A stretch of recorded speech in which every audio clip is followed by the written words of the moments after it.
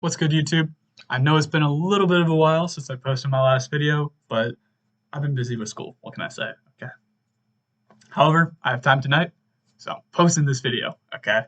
Uh, so this is my third book review, and the book I've chosen for today is The Silmarillion by J.R.R. Tolkien. Okay. I'm sure you've heard of The Hobbit and The Lord of the Rings, Tolkien's most famous works that basically kickstarted the fantasy genre. Whether you've read the books or you've seen Peter Jackson's trilogies, they're pretty amazing. No one can really contest that. And if you don't like them, you should probably click off this video because you won't like the Silmarillion in that case.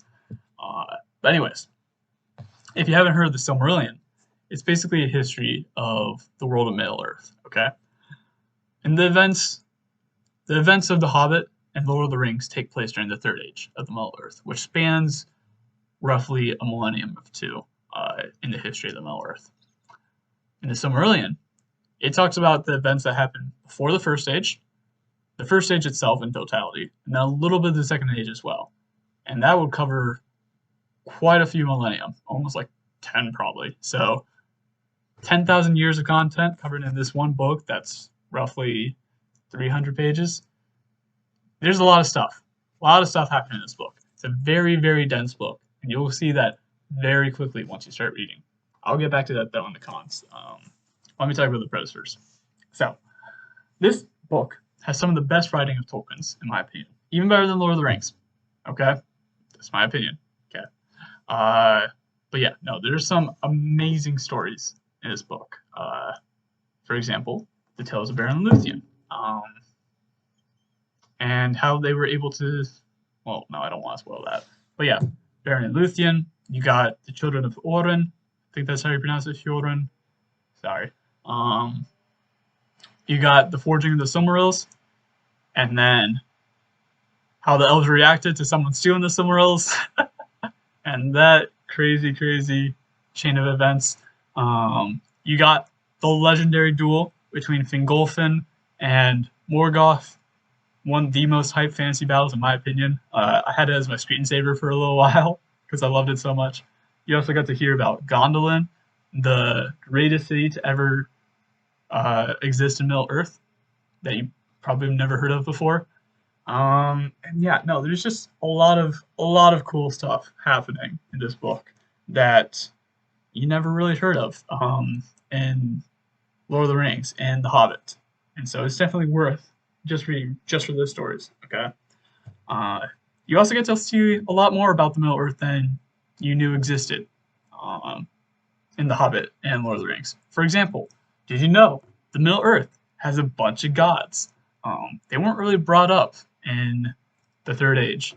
The only one you really know about is Sauron, and even then, he's not like a top tier god. Like he was more of like he was a Maiar, which is kind of like a step below the true gods in a sense. But yeah, no, gods exist in the world of Middle Earth, especially in the events of the Silmarillion.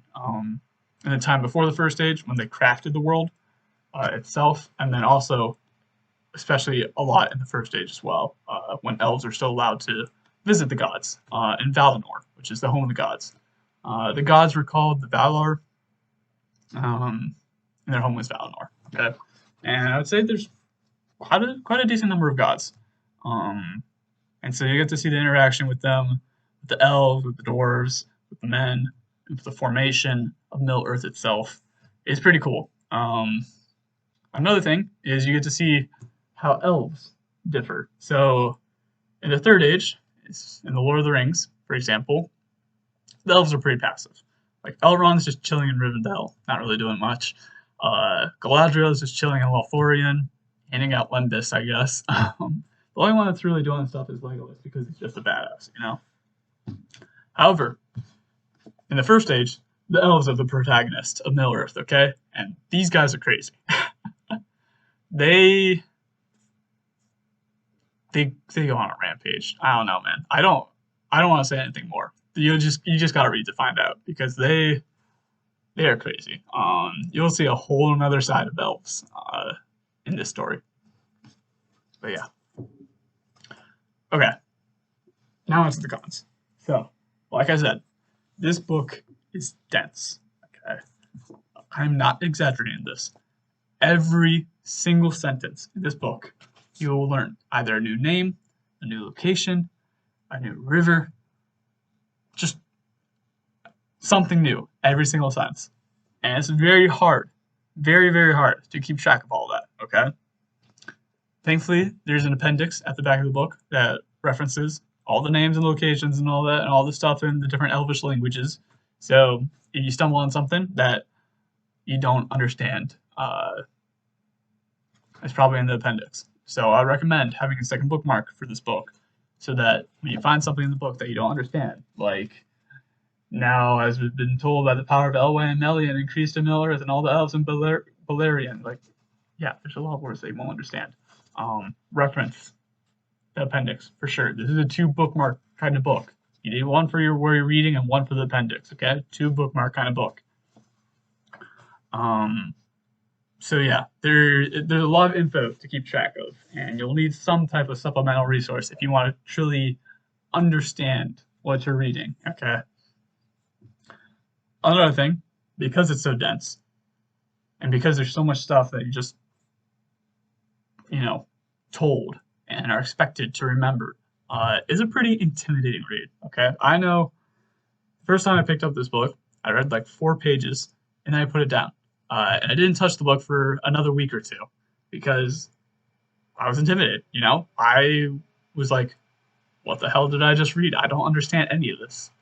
But then I finally picked up the book again. I read 10 pages, and then I read 20 pages the next day, and I eventually, got into the roll of it. But yeah, no, this book is all about perseverance, okay? If you want the goodness of Tolkien, if you want his greatness, okay? If you want to read everything that's great about Tolkien, you gotta persevere for it, because this book will make you work, okay? It's kind of like fantasy homework in a sense. Saying that, this should not be one of the first fantasy books you read, in my opinion. I already recommended that you read The Hobbit and Lord of the Rings before reading this book, just to get like a better appreciation for the stuff that's happening in this book. But if those are the only book you've read in fantasy, I'd recommend reading some other series first, just because this book is so dense, and there's a lot of like high fantasy stuff going on. It's a tough read. So once you're more comfortable with the fantasy genre, I would then recommend picking this book up. Okay. One other thing, little nitpick of mine, but it's a history of Middle-earth. You gotta keep that in mind. It's still gonna talk about like the formation of the elves and like the formation of men and how they like travel across the world and how they made cultures and all that. So if you're not interested in that aspect of fantasy, then there might be some boring parts in the book to you. It's not all going to be action and adventure and magic and all that stuff. But it's still, the stories in this book are still pretty amazing. Okay. So if I were to rate this book, I would give it a solid 7 out of 10. Okay.